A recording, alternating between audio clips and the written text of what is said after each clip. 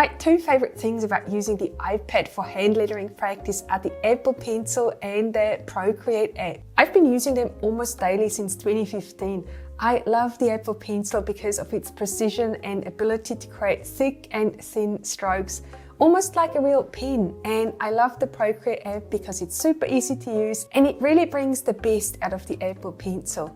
There are so many different Procreate brushes to practice with. If you're getting bored with the current brush you're using, just try a different one and keep going. I find hand lettering practice super relaxing and I spend a lot of time tracing letters, not just to improve my accuracy and muscle memory, but also to take my mind off things and to improve my mental health. Some brushes are easier to use than others, and trying out different brushes can make a huge difference to your progress. And then of course, Procreate continues to add new brush making features to the app, which enables the creation of even more interesting brushes. Most recently, I've been experimenting with dual color brushes and they are so much fun to use. Let me show you. We first need to pick two different colors and then the brush creates this beautiful gradient. It is so nice. Let's pick two different colors and see what happens. It's very beautiful. I've created a new brush set with 3 different brushes. The first one creates a little 1 pixel outline that you can see here.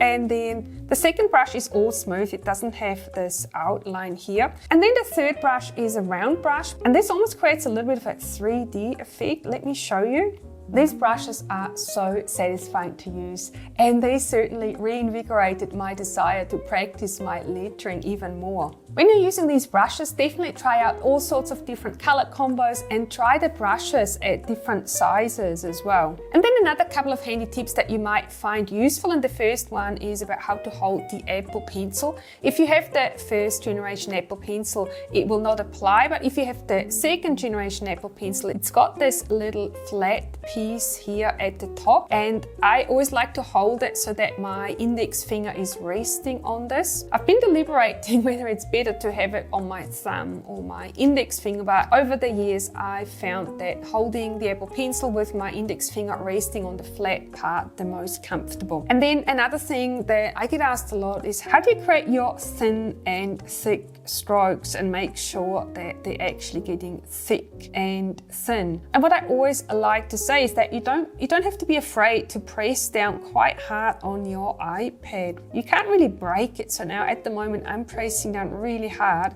and then I'm taking the pressure off and then I'm creating the upstroke really, really lightly.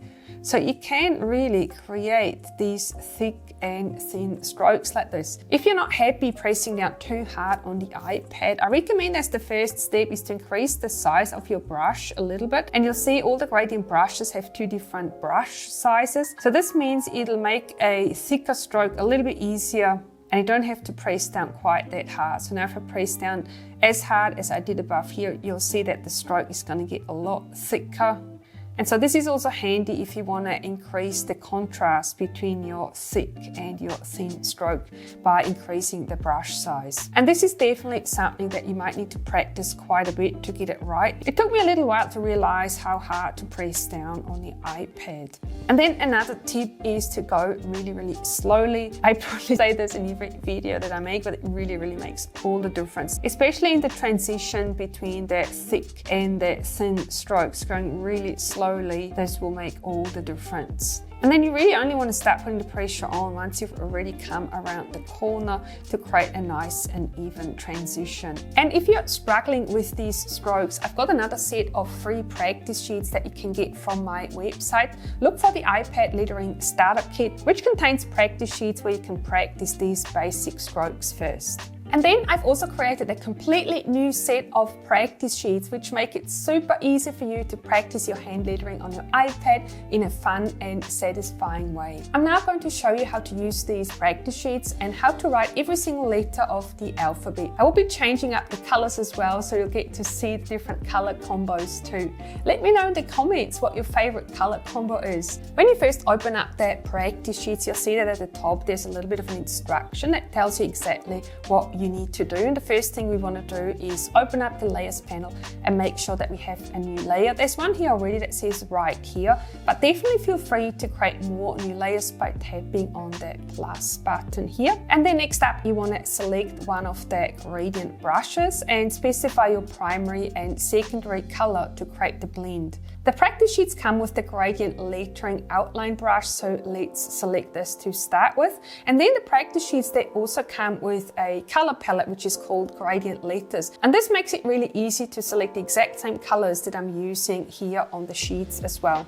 For the primary color, we are going to select orange, and then for the secondary color, we are going to select yellow. And you'll see why that is in a second. I'm going to show you what happens. And then make sure that you tap on the primary color before you're closing the color menu so that the colors don't get swapped. And so now if we create the stroke, you'll see that the yellow is on the left and the orange is on the right, and this is probably a little bit confusing because it's the other way around here, but this is just one of the things to remember, that the colors that you select here are going to be the opposite once you start writing. So now let's start with the practice, and you'll see each letter has a little guide here so you can see in which order you want to trace the strokes, and the letter A is probably one of the more difficult strokes. So if you find it really challenging to start with this letter, I definitely recommend that you start with the lowercase a or all the other lowercase letters, and then tackle the uppercase letters once you feel a little bit more comfortable.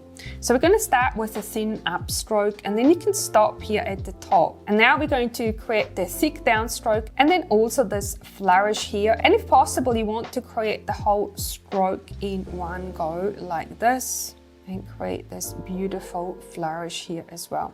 I'm going to show you again. I'm going to do the downstroke and then the flourish at the same time as well.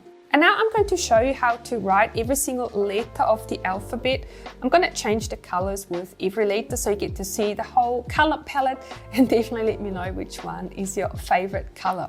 One of the things I've found over the years is that I tend to practice lowercase letters a lot more than uppercase letters. And so for these new practice sheets, I've decided to put both uppercase and lowercase letters right next to each other so that you are more likely to practice both at the same time. Of course, it's totally up to you whether or not you want to do that. If you are a complete beginner, I recommend that you start with the lowercase letters only and then move to the uppercase letters later on. But if you're more advanced, I think it's a great idea to practice both at the same time.